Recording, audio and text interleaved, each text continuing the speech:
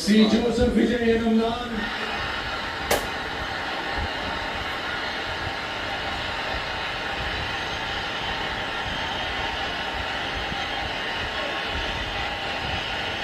சட்டப்படி அமைக்கப்பெற்ற இந்திய அரசியல் அமைப்பின்பால் உண்மையான நம்பிக்கையும் மாறா பற்றும் கொண்டிருப்பேன் என்றும் இந்திய நாட்டின் ஒப்பில்லாத முழு முதல் ஆட்சியையும் உரிமையையும் நிலை நிறுத்துவேன் என்றும்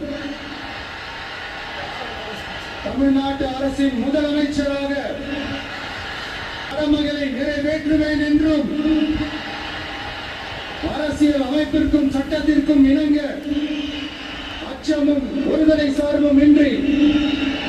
விருப்பு வெறுப்பை விலக்கி பலதரப்பட்ட மக்கள் அனைவருக்கும் நேர்மையானதை செய்வேன் என்றும் ஆண்டவன் மீது ஆணையிட்டு உறுதிமொழிகிறேன்.